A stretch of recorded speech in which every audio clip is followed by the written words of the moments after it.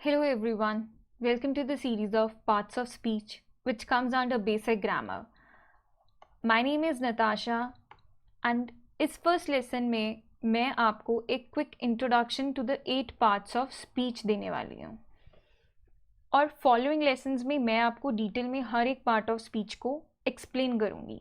Start करने से पहले मैं आपको बताना चाहती हूँ कि आप अपने कोई भी question मुझे comment section में पूछ सकते हैं. I will definitely try my best to answer your doubts in the comment section.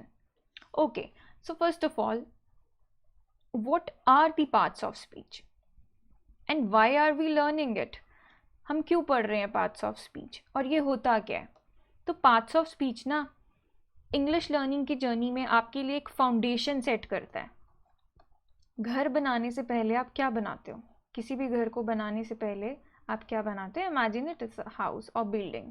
ठीक है, तो आप इसको क्या करते हो? सबसे पहले हम इसकी नींव रखते हैं, नींव स्ट्रॉन्ग की जाती है. ऐसे ही जो पार्ट्स ऑफ स्पीच है ना, पार्ट्स ऑफ स्पीच क्या है? आपकी इंग्लिश लर्निंग की जर्नी में आपकी नींव है. ये आपकी एक फाउंडेशन सेट करते हैं इंग्लिश लर्निंग के लिए. अब पार्ट्स ऑफ स्पीच होता क्या है? पार्ट्स ऑफ स्पीच ना बहुत सिंपल सा कंसेप्ट है इंग्लिश का. हमने क्या किया? इंग्लिश के वर्ड्स को ना डिवाइड कर दिया. डिवाइड करा कितने पार्ट्स में? 8 पार्ट्स में. 8 पार्ट्स में डिवाइड किया. अब डिवाइड किस बेसिस पे किया? कि वो क्या जॉब परफॉर्म करते हैं. ठीक है, कि इनका मीनिंग क्या है, ये काम क्या कर रहे हैं हमारी इंग्लिश लैंग्वेज में. अब इनको पार्ट्स में डिवाइड किया हमने 8 पार्ट्स में. तो फर्स्ट है नाउन, सेकेंड है pronoun, adjective, next verb, fifth is adverb, sixth conjunction, seventh preposition and eighth is interjection.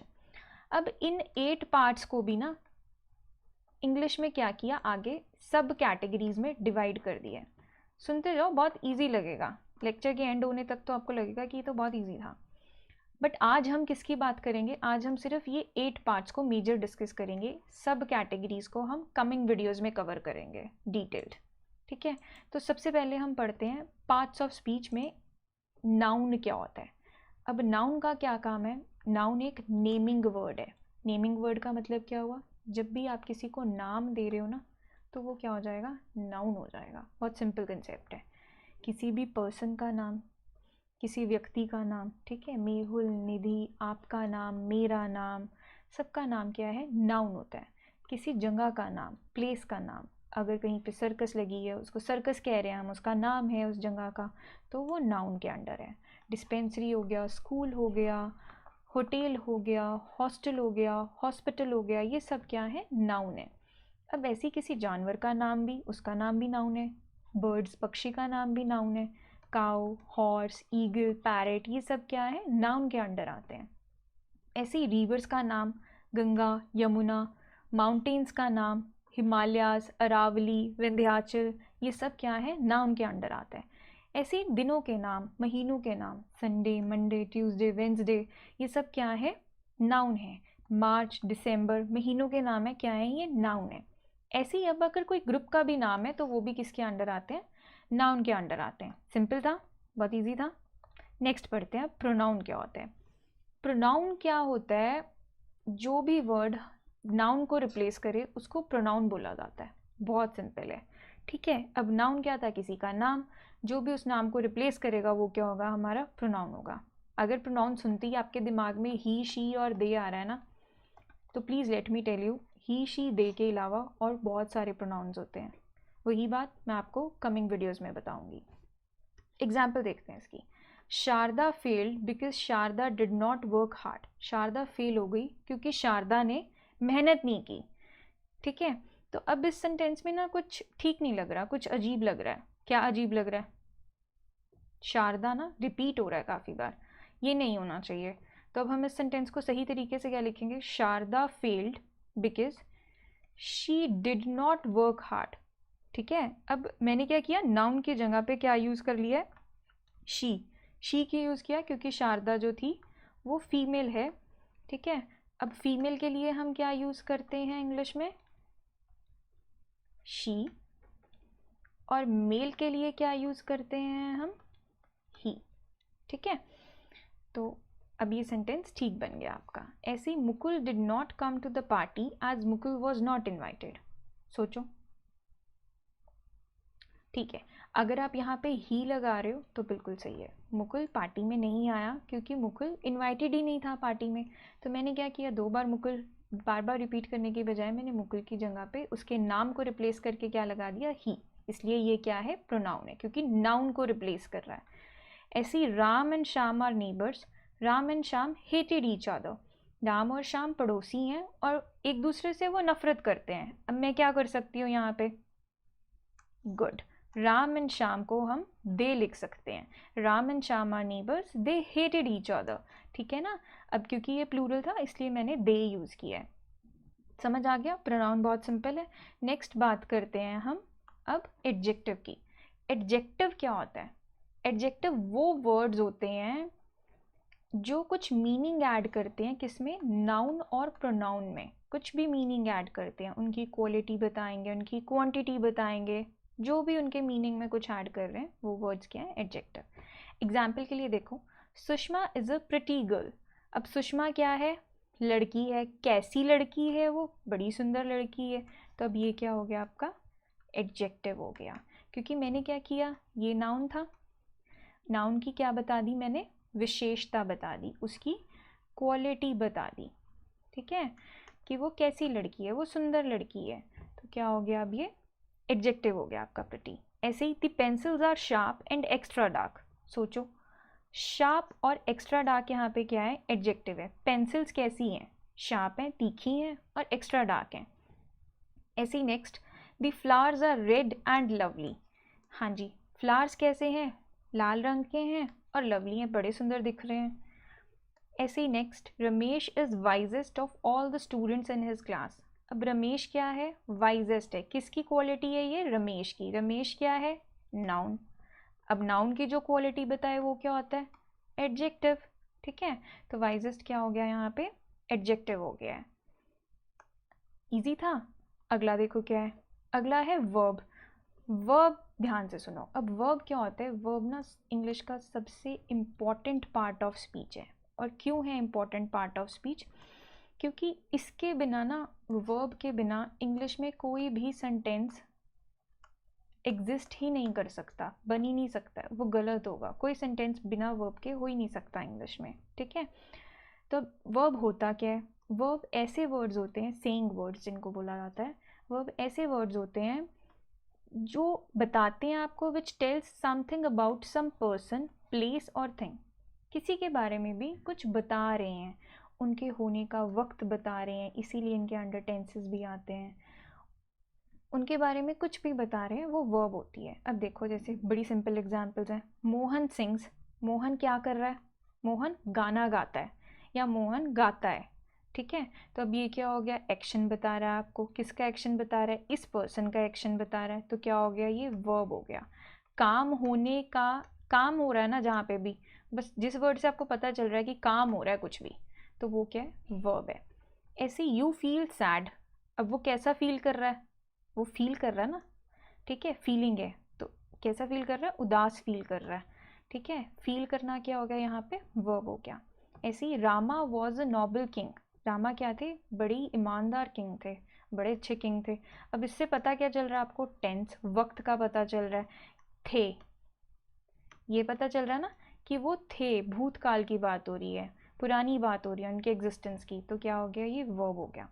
The peon rings the bell. अब पियन ने क्या किया, बेल बजाई, या पियन क्या करता है, बेल बजाता है। तो इससे क्या पता चल रहा है, क्या करता है, बेल बजाता है। तो रिंग्स क्या हो गया हमारा, वर्ब हो गया। ठीक है, जब भी आप किसी भी, बहुत सिंपल ट्रिक बताती हैं एक और, इंग्लिश टू हिंदी में। जब भी आप इंग्लिश से कंफ्यूज हो रहे हो ना, तो इंग्लिश से हिंदी में कन्वर्ट कर लो सेंटेंस को। जब आप सेंटेंस को कन्वर्ट करोगे ना, तो जो उसके एंड वर्ड्स बता रहे होंगे मीनिंग, वो वर्ब होता है हमेशा। जैसे मोहन गाता है, गाता किसकी हिंदी है, सिंग्स की, तो क्या हो गया, वर्ब हो गया। यू फील सैड, वो बुरा फील कर रहा है। ठीक है, अब फील कर रहा है लास्ट हो गया ना, महसूस कर रहा है, तो क्या हो गया, वर्ब हो गया ये आपका। ठीक है, आगे हम अब बात करते हैं, इजी था, बहुत सिंपल था, बट बहुत इंपॉर्टेंट है। ठीक है, नेक्स्ट हम बात करते हैं एडवर्ब की। अब एडवर्ब क्या होता है? एडवर्ब आपको ना नाम से ही पता चल रहा होगा। एडवर्ब क्या है? एक मॉडिफाइंग वर्ड है। मॉडिफाइंग मीन्स जो चेंज कर सकता है, बट किसको चेंज करेगा? which adds something to the meaning of every part of speech except noun, pronoun, interjection. Adjective भी क्या था? मॉडिफाइंग वर्ड था।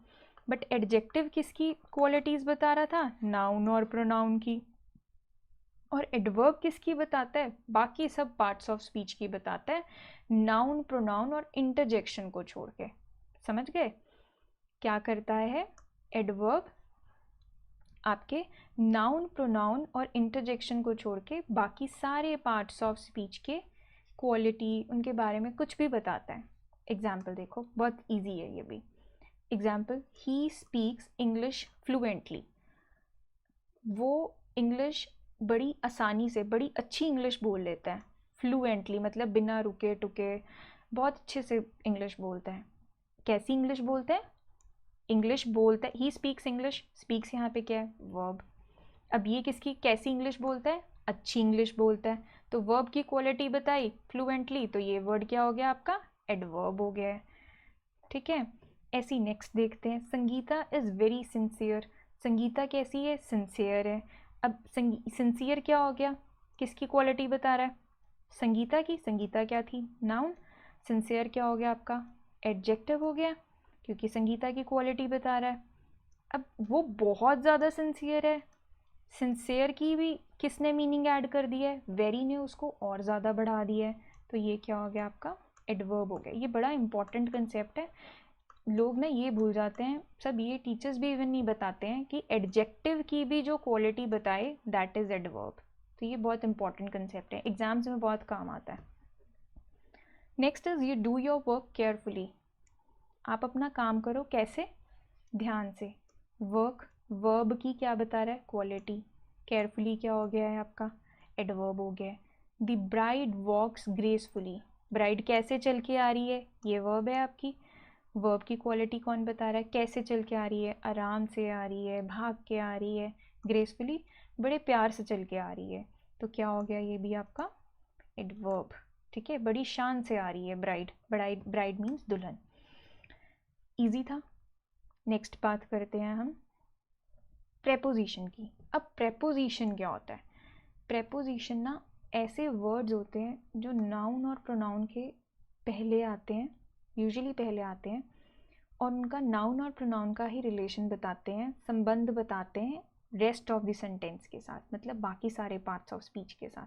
और यूजुअली देखो मैं आपको बताती हूँ, नाउन और प्रोनाउन जो होते हैं ना, वो हमारे सेंटेंस की स्टार्टिंग में यूज़ हो जाते हैं। किसी का नाम लिख रहे हो आप, या ही शी इट यूज़ करते हो, तो आपने देखा होगा ये ज़्यादातर ना सेंटेंस की स्टार्टिंग में आ जाता है। तो नाउन और प्रोनाउन का जो रिलेशन बताए वर्ड्स बाकी के सेंटेंस के साथ, उसको क्या बोलते हैं? प्रेपोजिशन। पोजीशन से भी याद रखना, पोजीशन बताएंगे ये। ठीक है, एग्जाम्पल के लिए देखो कितनी सारी एग्जाम्पल्स हैं।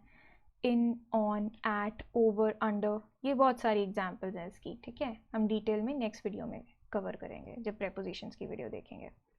तो फर्स्ट एग्जाम्पल देखते हैं। फर्स्ट एग्जाम्पल क्या है? Saroj is sitting on the mat. अब सरोज कहाँ बैठी है? कहाँ बैठी है सरोज? मैट पर बैठी है। ठीक है, पोजीशन बता दी उसकी, रिलेशन बता दिया सरोज का किसके साथ? मैट के साथ, कि वो बैठी है और कहाँ बैठी है? मैट के ऊपर बैठी है। तो ये क्या हो गया? ऑन क्या हो गया आपका? प्रेपोजिशन हो गया। नेक्स्ट देखो, the frog is sitting in the leaf. Frog, मेंढक जो है कहाँ बैठा है? पत्ते के अंदर बैठा है। फिर से रिलेशन बता दिया फ्रॉग और लीफ के बीच में। ठीक है, तो ये क्या हो गया आपका? प्रेपोजिशन हो गया। ऐसे ही अगर फ्रॉग मैं बोलूं, द फ्रॉग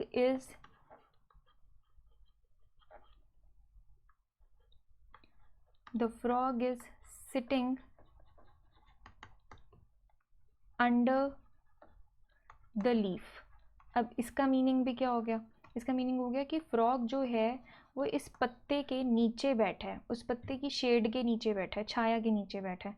पोजीशन पता चल रही है आपको, रिलेशन पता चल रहा है, तो ये वर्ड भी क्या हो गया आपका? प्रेपोजिशन हो गया।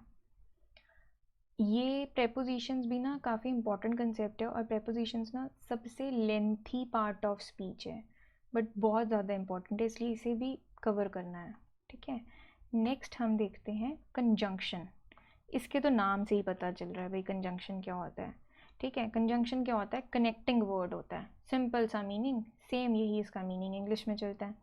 जब भी हम किसी दो वर्ड्स को कनेक्ट करते हैं, फ्रेजेस को कनेक्ट करते हैं, सेंटेंसेस को कनेक्ट करते हैं, वो जो कनेक्टर होता है ना, जो इनको जोड़ता है आपस में, उसको हम क्या बोलते हैं? कंजंक्शन, ठीक है। एग्जाम्पल के लिए देखो, फर्स्ट है Veena and Kavita are sisters. अब मैं बोलती वीना, मैंने क्या बोला? वीना और कविता क्या है? बहनें हैं। दोनों को कौन जोड़ रहा है? वर्ड्स को, वीना और कविता को, एंड, तो क्या हो गया? कंजंक्शन हो गया, जोड़ रहा है। Reena came but did not speak to me. Reena आई पर उसने मुझसे बात नहीं की। अब देखो ये दो सेंटेंसेस बन सकते थे, Reena came, she did not speak to me. मैंने क्या किया? इसको कंबाइन करके एक बना दिया। क्या किया मैंने? Reena came but did not speak to me. अब बट क्या कर रहा है? दो सेंटेंसेस को जोड़ रहा है, तो क्या बन गया? कंजंक्शन। रीना आई पर उसने मुझसे बात नहीं की। डू और डाई, देखो मैंने बोला था ना बिना वर्ब के कोई इंग्लिश में सेंटेंस नहीं बनेगा। डू और डाई, डू भी क्या है? वर्ब है। डाई भी क्या है? वर्ब है। अगर आप अकेला डू बोल दोगे किसी को तो क्या हो जाएगा? ये एक तरह से सेंटेंस बन गया अपने आप में, वर्ब के बिना कुछ नहीं होता है, ठीक है। डाई बोल दोगे तो भी इसका पूरा मीनिंग है कि मर जाओ। डू का मतलब करो, तो मतलब क्या इसका? या करो या मरो, करो या मरो, ठीक है। अब दोनों को कनेक्ट कौन कर रहा है? और क्या हो गया आपका? कंजंक्शन। नेक्स्ट क्या है? Neeru as well as Sushma is proud. मैंने क्या बोला? नीरू के साथ साथ सुषमा भी बड़ी प्राउड है, मतलब उसको भी गर्व है, ठीक है। तो एज वेल एज क्या कर रहा है? इन दोनों को कनेक्ट कर रहा है, तो ये भी क्या हो गया आपका? कंजंक्शन हो गया है वर्ड। नेक्स्ट बात करते हैं हम इंटरजेक्शन की। अब इंटरजेक्शन क्या होता है? इंटरजेक्शन ना वो वर्ड्स होते हैं जो इंग्लिश में एक्सप्रेस करते हैं आपकी एक्साइटमेंट को, आपके इमोशंस को, और ये यूजुअली सिंबल के साथ आते हैं। किस सिंबल के साथ? एक्सक्लेमेशन मार्क के साथ, ठीक है। एकदम से हैरानी वाला कोई बड़ी खुशी का इमोशन जब आप एक्सप्रेस करते हो, ये सब के लिए इंटरजेक्शन वर्ड्स हम यूज़ करते हैं। इस सिंबल से ही पता चलता है कि आप, या इन वर्ड्स से पता चलता है कि हाँ ये एक्साइटेड है, ठीक है। Example, alas the dog is dead. ओहो, डॉग, कुत्ता मर गया, ठीक है, कुत्ता मर गया है। तो अब देखो मैंने क्या किया? यहाँ पे एक्सक्लेमेशन लगाया, और ये मेरा पता चला कि मैं बड़ी सैड वे में बोल रही हूँ कि वो मर गया है, ठीक है। तो ये इंटरजेक्शन है अब हमारा यहाँ पे। अलास, हा हा वी मेड यू फूल, हंस रहा है आप पे कोई, ठीक है, और बोल रहा है कि हमने तुम्हें पागल बना दिया, हमने तुम्हें बेवकूफ़ बना दिया है, ठीक है। तो ये क्या हो गया? इंटरजेक्शन। ऐसे ही look there is a snake, देखो वहाँ सांप है। तो अब ये भी क्या हो गया आपका? इंटरजेक्शन हो गया है। मैंने इसको भी बड़े हैरानी से बोला कि देखो वहाँ पे सांप है। Bravo you have played well, अभी आपको शाबाशी दी जा रही है बड़े एक्साइटेडली कि वाह वाह तुमने बड़ा अच्छा खेला। अब इसमें दो चीज़ों का ध्यान रखते हैं। पहली बात जो मैंने आपको बताई कि इसमें सिंबल आता है, ठीक है, उस वर्ड के बाद सिंबल आता है, ये एक्सक्लेमेशन मार्क बोलते हैं इसको इंग्लिश में। नेक्स्ट चीज़ क्या होती है? जब भी आप इस सिंबल के बाद वर्ड के बाद ये सिंबल यूज़ करोगे, इस सिंबल के बाद जो भी फर्स्ट वर्ड लिखते हो ना, उसका फर्स्ट लेटर क्या होता है? कैपिटल होता है। आपने ध्यान दिया? द डॉग का द, टी कैपिटल है, ये कैपिटल है, डब्ल्यू कैपिटल है, टी कैपिटल है, यू का वाई कैपिटल है, ठीक है। हम इसको ऐसे नहीं लिख सकते थे, alas the dog is dead, तो ये गलत हो जाता, ठीक है। कैसे आएगा ये? Alas the dog is dead, T capital. All right, so that brings us to the end of this lesson. I really hope you enjoyed it. So if you want more such English lessons, do hit like, share and subscribe to my channel. And I will see you in the next lesson. Thank you so much for watching.